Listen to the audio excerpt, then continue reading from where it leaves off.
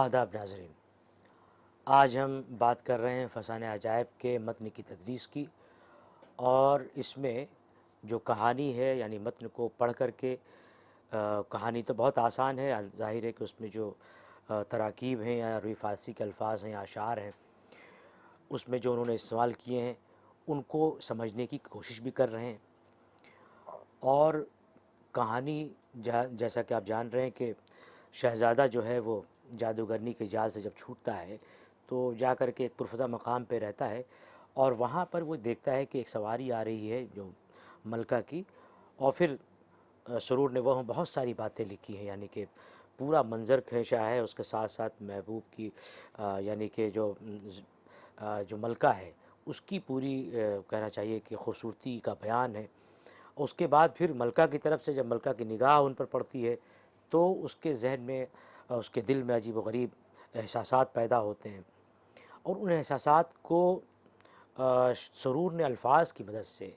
اتنی خوبصورتی سے ابھارا ہے کہ خود سامع اور قاری بھی ان کے اس بیان میں شامل ہو جاتا ہے، اور اسے بہت لگتا ہے کہ وہ خود بھی اس منظر کو دیکھ رہا ہے۔ تو شاعر کا، ادیب کا یہ جو ان کے پاس جو ہتھیار ہے وہ الفاظ کا کہنا چاہیے ویپن ہے، اور اس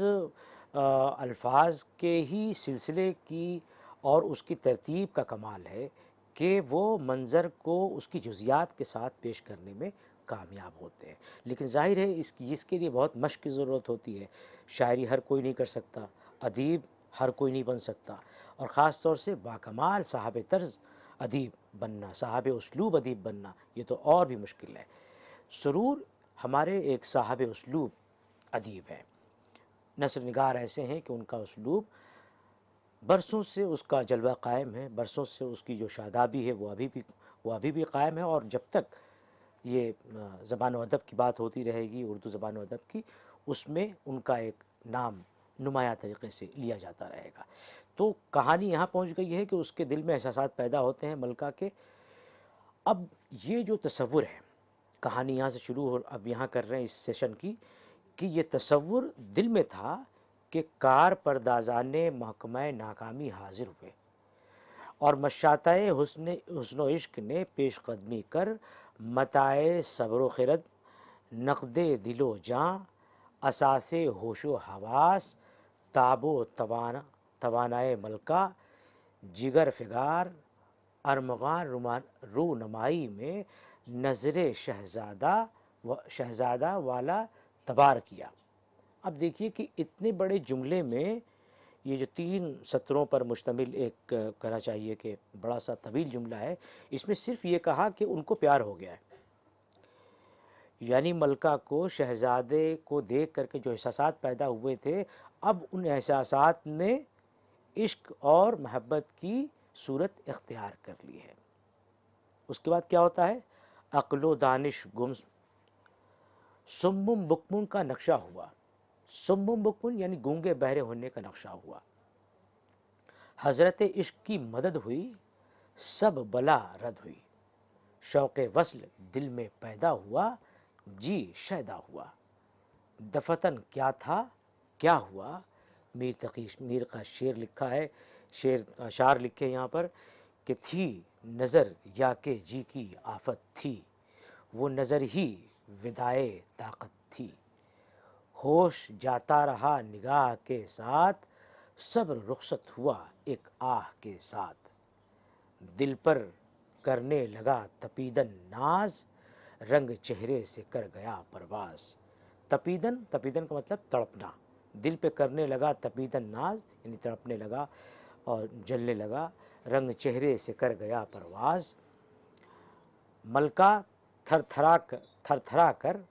ہوادار پر غش ہوئی، یا جو اس کی سواری تھی اس پر وہ تھر تھرا کے بے ہوش ہو گئی، اس پہ غش طاری ہو گیا۔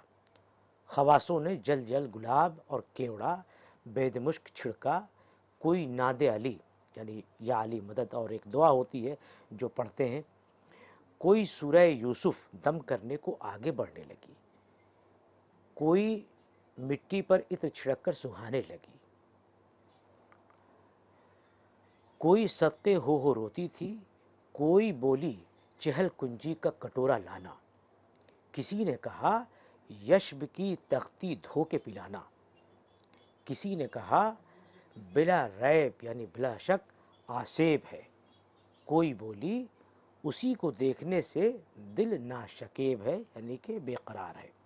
کوئی بولی یہ تو عجب چمک کا ماہ پارا ہے، اس کا دیکھنا یہ رنگ لایا گویا چاندنی نے مارا ہے، کوئی سمجھی یہ شخص ہم جنس نہیں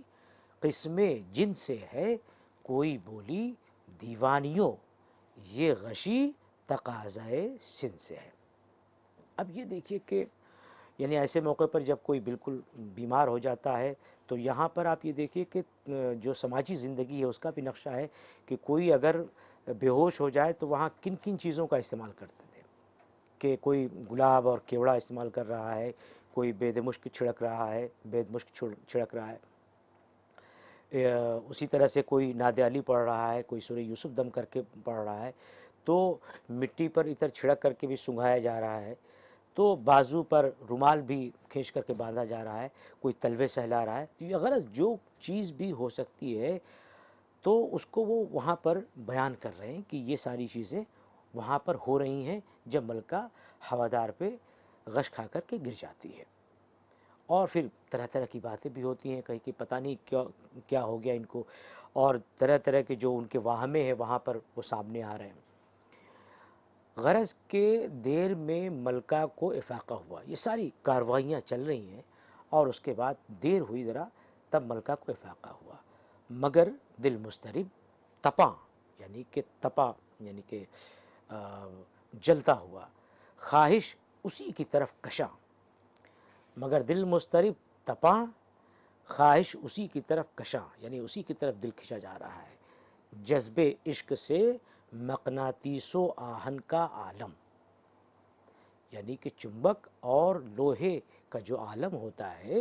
وہی عالم یہاں پر عشق نے پیدا کر دی کہ اس شہزادے کی طرف شہزادی جو ہے یہ ملکہ کھچی جا رہی تھی، کشش محبت سے کاہو کہربا اسی دم ہو گئی، کاہ یعنی کہ سوکھی ہوئی جو گھاس اور کہربا بجلی یعنی کہ آگ لگ گئی ایک دم سے، رنگے رو طائر پریدہ یعنی اس کا چہرے کا جو رنگ تھا اڑنے والے پرندے کی طرح ہو گیا، یعنی کہ اڑ گیا خوف سے، وہ چہرے کا رنگ اڑ گیا، صبر و ضبط دامن کشیدہ، صبر و قرار بالکل نہیں، دامن کشیدہ یعنی کہ بالکل وہ دور دور ہے، مشورہ ہوا سواری ادھر سے پھیرو، ملکہ کو بیچ میں گھیرو، لیکن تاب تحمل یارائے جبر ملکہ کو بالکل نہ رہا، اسی بدحواسی میں کہا تو یہ کہا دیوانیاں ہو، یہ کوئی مسافر بیچارہ خانمہ آوارہ غربت کا مارا تھک کر بیٹھ رہا ہے، اس سے ڈرنا کیا، اس سے ڈرنا کیا ہے، قریب چلو حال پوچھو، ناچار وہ سب فرمانبردار چلیں مگر جھجکتی ایک دوسرے کو تکتی، جوں جوں سواری قریب جاتی تھی ملکہ کی چھاتی دھڑکتی تھی، دل میں تڑپ زیادہ پاتی تھی، اگرچہ جمال پری تمثال ملکہ مہرنگار بھی سحر سامری کا نمونہ، شہر سامری یہ تلمیح استعمال کی یہاں پر، یعنی حضرت موسیٰ جب طور پر دعوت اس کے لیے گئے طور پر، تو حضرت ہارون کو اپنے بھائی کو انہوں نے جو ہے اپنی قوم کی جو کہنا چاہیے کہ رہنمائی کا کام سونپ دیا تھا، لیکن سامری جو جادوگر تھا اس نے اسے جو بچھڑا بنایا تھا اور پوری جو موسیٰ کی قوم تھی اس بچھڑے کے پیچھے پڑ گیا، اس کو پوجنے لگی، تو یہ سحر سامری یعنی کہ جادو، بہت ہی مشہور جادوگر اور بہت سونے اور بہت ہی جواہرات سے اس بچھڑے کو اس نے تیار کیا تھا، تو سحر سامری کا نمونہ یعنی کہ زبردست قسم کی یعنی بہت ہی حسین و جمیل، مہو مہر سے چمک دمک میں دونا،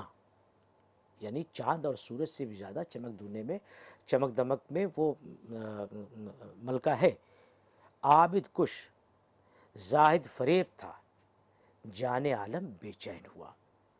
مگر دامن ضبط دست استقلال سے نہ چھوڑا، جس طرح بیٹھا تھا جنبش نہ کی، تیور پر میل نہ آیا، تیور پر میل نہ آنا یعنی کہ چہرے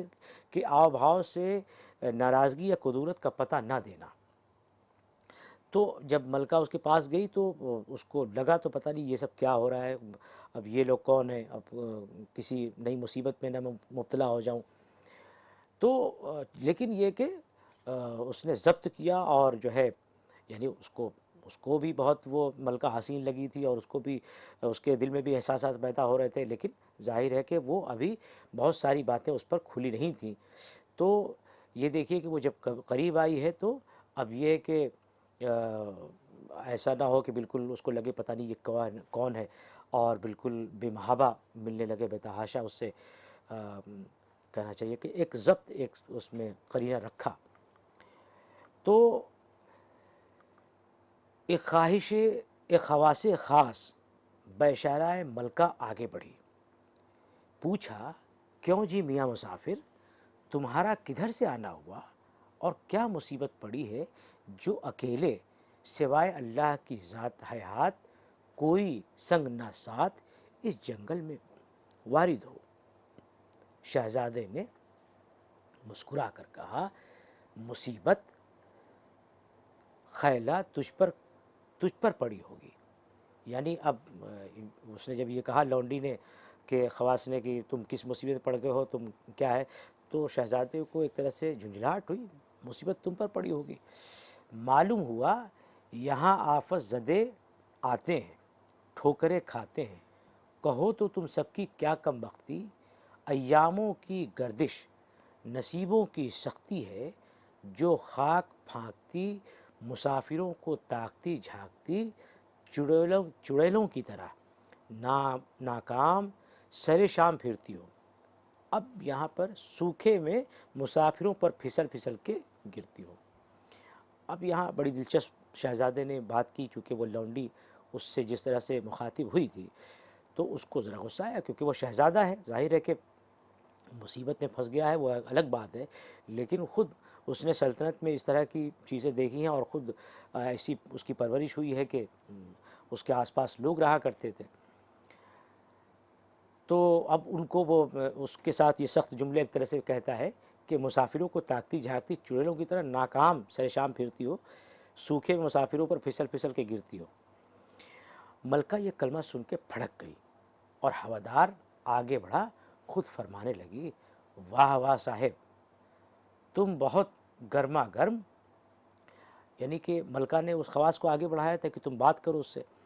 لیکن جب اس نے یہ بات سنی جو شہزادے نے اس خواص سے کہی تو یہ سن کے وہ پھڑک گئی اور ہوادار آگے بڑھا، خود کہنے لگی واہ واہ صاحب، تم بہت گرما گرم، تند مزاج، حاضر جواب، پابا رکاب ہو. حال پوچھنے سے اتنا درہم برہم ہوئے، کڑا فقرہ زبان پر آیا، اس مردار کے ساتھ تھو تھو مجھ چھٹ سب کو پچھل پائیاں بنایا. یعنی مجھے چھوڑ کر سب کو تم نے بیوقوف بنایا، اس سے مطلب یہ کیا، باتیں بنائی. جان عالم نے کہا اپنا دستور نہیں کہ ہر کس و ناکس سے ہم کلام ہوں. یعنی میرا یہ قاعدہ نہیں ہے، میرا یہ معمول نہیں ہے کہ میرا یہ قاعدہ نہیں ہے کہ میں سب سے بات کروں. دوسرے مردار سے بات کرنا مکروہ ہے. خیر دھوکے میں جیسا اس نے سوال کیا ایسا ہم نے جواب دیا. اب تمہارے منہ سے مردار نکلا، ہم سمجھ گئے، چپ ہو رہے. یعنی یہ بات تمہارے منہ سے جب نکلی تو ہم سمجھ گئے کہ کیا معاملہ ہے، اس لیے ہم خاموش رہے. ملکہ نے ہنس کر کہا خوب، یک نہ شد دو شد. یہ ایسے موقع بولتے ہیں کہ ایک کوئی بات عجب ہو چکی ہو، پھر اس کے اوپر کوئی ایسی بات ہو جائے کہ تو ویسے موقع بولتے ہیں کہ یک نہ شد دو شد. صاحب چوش سنبھالو، یعنی کہ زبان سنبھالو، ایسا کلمہ زبان سے نہ نکالو. کیا میرے دشمن درگور مردار خور ہیں؟ آپ بھی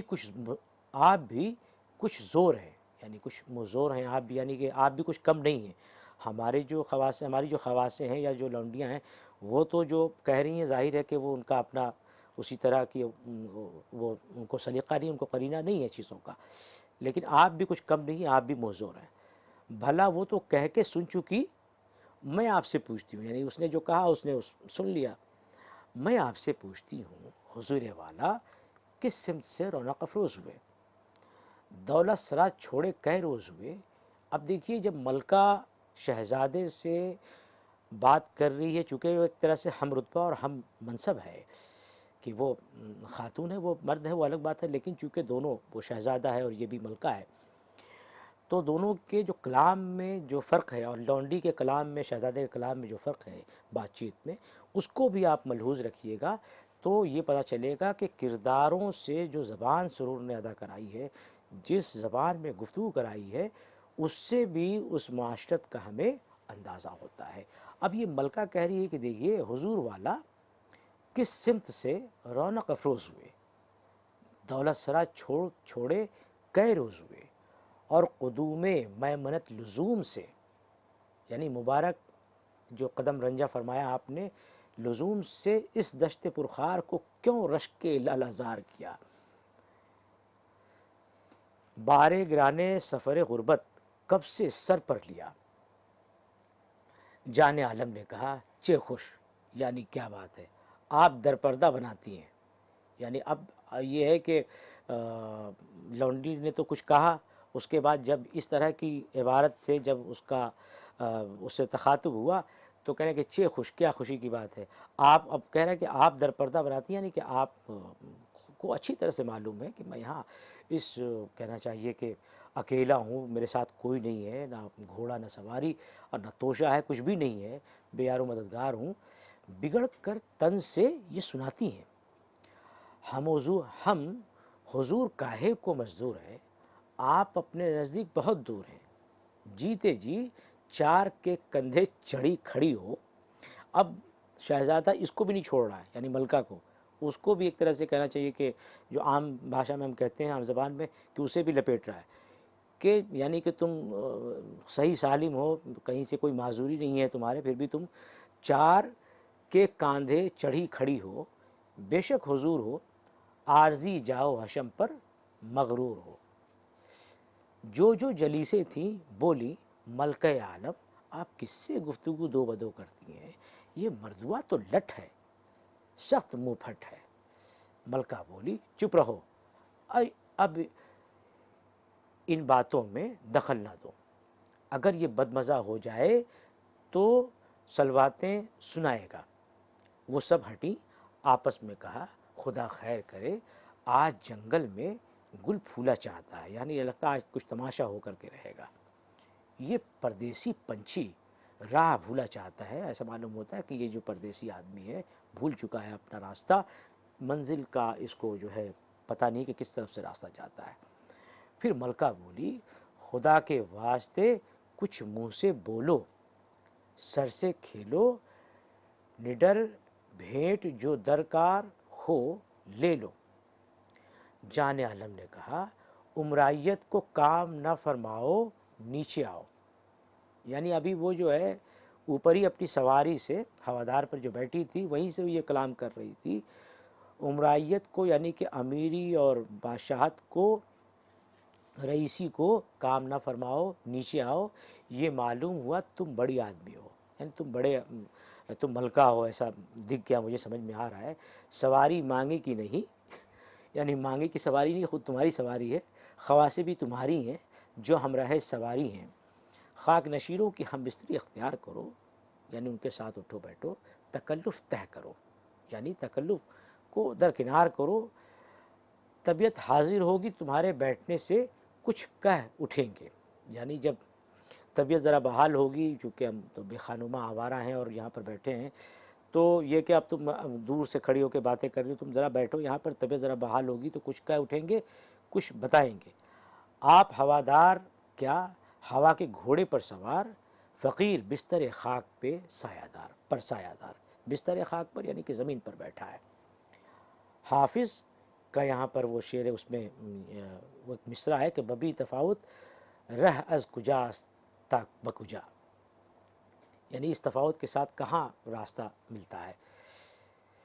ملکہ نے کہا مدت العمر میں ایسا مسافر جریدہ دہن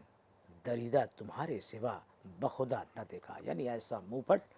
ایسا گستاخ، ایسا آدمی میں نے نہیں دیکھا نہ سنا. زباں سنبھالو یہ محظوریاں غریبوں پر، خدا کی سوں کوئی تم سا بھی بدلگام نہیں، یعنی خدا کی قسم کوئی تم سا بھی بدلگام نہیں ہے۔ جس سے بات کر رہے ہو بالکل تلخی سے بات کر رہے ہو، لونڈی سے بات کر رہے ہو تو تلخی سے بات کر رہے ہو، مجھ سے بات کر رہے ہو تو تانے مار رہے ہو۔ زور چیز ہو، زور چیز ہو، دیکھیے آپ کیا خوبصورت بات کہیے، زور چیز ہو کتنے بدتمیز ہو، یکو تنہا ٹٹو نہ گھوڑا، پیادہ پائی میں لحاظ پاس پاس نہیں، سب کو چھوڑا، گٹھری بقچا ننگا لچا وہی مسل ہے، رہے جھوپڑے میں خواب دیکھے محلوں کا۔ یعنی کچھ تو تمہارے پاس ہے نہیں، بالکل ایک دم، اور تمہارے خواب ایسے ہیں کہ میں تمہارے پاس تمہارے ساتھ بیٹھوں تو تب تمہاری طبیعت بحال ہوگی، یعنی تمہارا یہ تنتنا ہے۔ ہر بات میں ٹھنڈی گرمیاں دکھاتے ہو، جو یہی خوشی ہے تو لو یہ کہہ کے ہوادار سے اتر، زمین میں توشے شہزادے کے برابر بیٹھ گئی۔ خواصوں نے بہت بھیانک ہو کے کہا، لو بی بی یہ مواں کیا سحر بیاں، جادو کا انسان ہے، جادو کا انسان ہے، ملکہ سی پری کو گالیاں دے دے کے، یعنی گالیاں دے کے کہ یعنی کہ برا بھلا کر کے، تانے دے دے کر کے کیسا شیشے میں اتار لیا، بیٹھے بٹھائے میدان مار لیا۔ ایک بولی تجھے اپنے دیدوں کی قسم، سچ بولیو ایسا نوجوان رنگیلا، سجدار نکیلا، ٹھٹول ترار آفت کا پرکالا، دنیا سے نرالا، تو نے یا کبھی تیری ملکہ نے دیکھا بھالا تھا؟ اری دیوانی نادان خوبصورتی عجب چیز ہے، اس کا دوست طالب دشمن کا مطلوب ہے، حسن حسن خوب سب کو مرغوب ہے، یعنی کہ خوبصورتی جو ہوتی ہے وہ سب کو پسند آتی ہے، جہان کو عزیز ہے، غرض کہ جب ملکہ بیٹھی جان عالم دم سرد بھر کے بول اٹھا، کہ وہاں پر ایک شعر لکھا ہے جس کے شاعر کا ان کو علم نہیں ہے، تو لا عالم لکھا ہے کہ چگویم اثر و سامانے خود عمریش چکاکل، سیاہ بختم پریشا روزگارم خانہ بردوشم۔ مؤلف کا بھی یہاں پہ کچھ اشعار انہوں نے لکھے ہیں کہ سراسر دل دکھاتا ہے کوئی ذکر اور ہی چھیڑو، پتہ خانہ بدوشوں سے نہ پوچھو آشیانے کا، گرفتار رنج و الم خوشی سے دور مبتلائے غم، بے یار و مددگار دوست نہ غم خار آفت کا، گرفتار رنج و الم خوشی سے دور مبتلائے غم، بے یار و مددگار دوست نہ غم خار آفت کا مارا، خانما آوارہ ہمہ تن یاس، یعنی مکمل کہنا کہ یعنی پورے طور پر وہ محرومی اور یاس کا جو پورا سراپا بنا ہوا ہے، باختہ حواس توشا راہ بجز غم جا کاہ نہیں، یعنی راستے کا جو توشا ہے وہ کیا ہے، صرف غم جا کاہ یعنی کہ